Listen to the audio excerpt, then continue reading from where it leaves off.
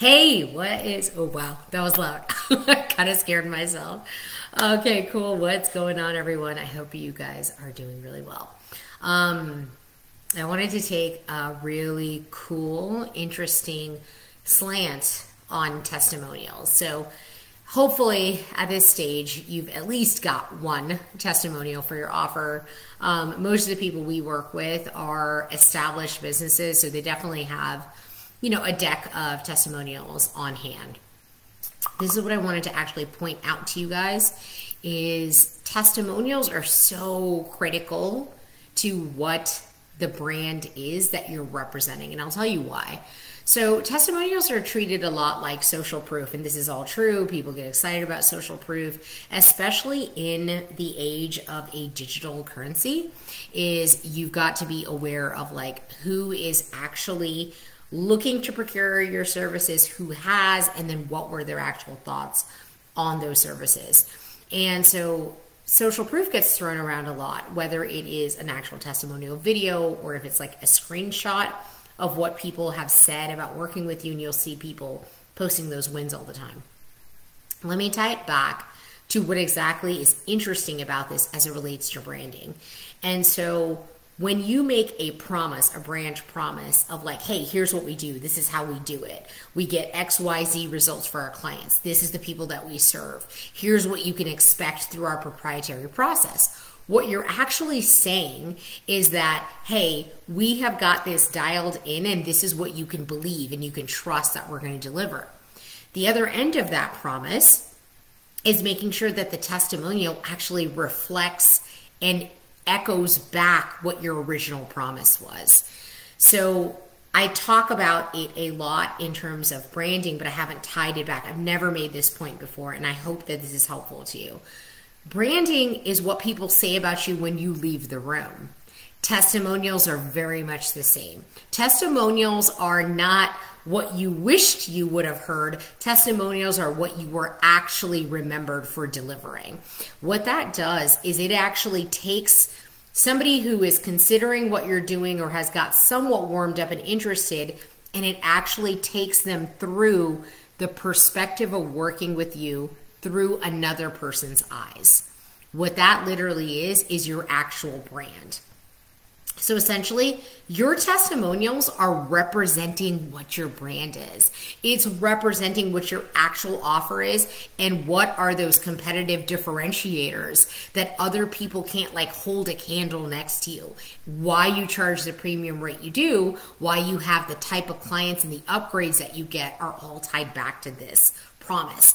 You make the promise, that's brand strategy. You define what it is, you define your audience, you say exactly what you're going to do. The testimonial is actually the brand, which is again back to Jeff Bezos' famous statement, brand is what people say about you when you leave the room.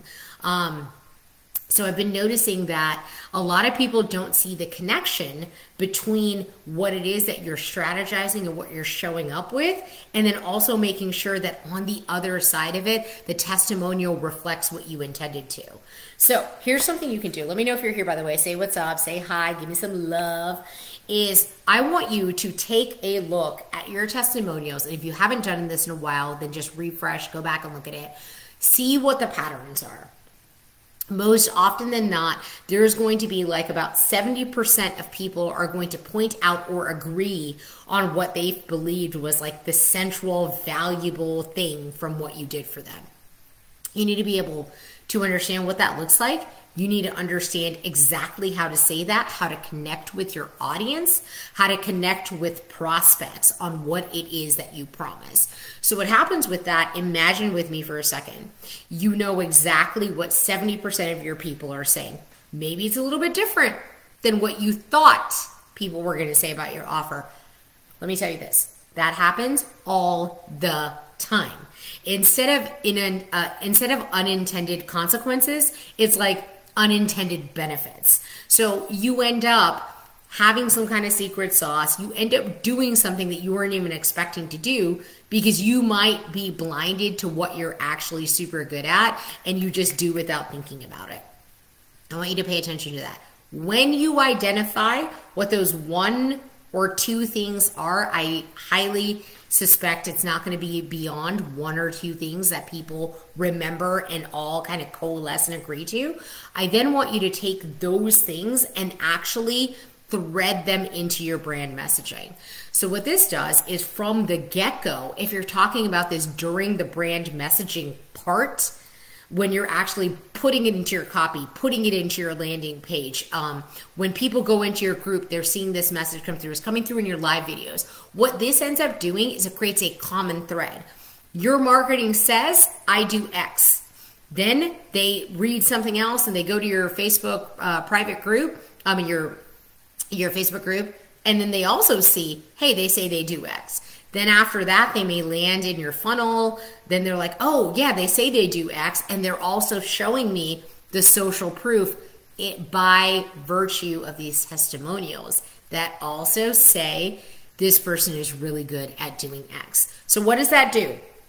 That takes your one singular like superpower strength that has been validated in your brand, and it allows people to be cascaded over and over and over and over and over again with that powerful message. And now there is a seamless thread from your marketing to the other places they see your content, to then when they look at your funnel, to when they see your testimonials in your tank page.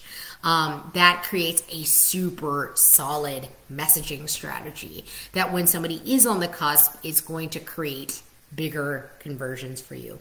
Going to create more attraction, and it's really going to take what the purpose of a testimonial is and allow us to reverse engineer back what is it that makes you stand out. What is it that is truly your brand differentiator, not just what you think it is, which, yes, as a part of branding strategy, we need to understand, why are you different? The market is saturated with everyone's stuff. Why are you different? Now, we can say it from our perspective, but to have it come on the other end and the people who've received that service also echo it, nothing is stronger than that. Hope you find that helpful. If you see this later and you need help, DM me if you want some exact input on exactly how you could position yourself stronger. Have a good one. Bye.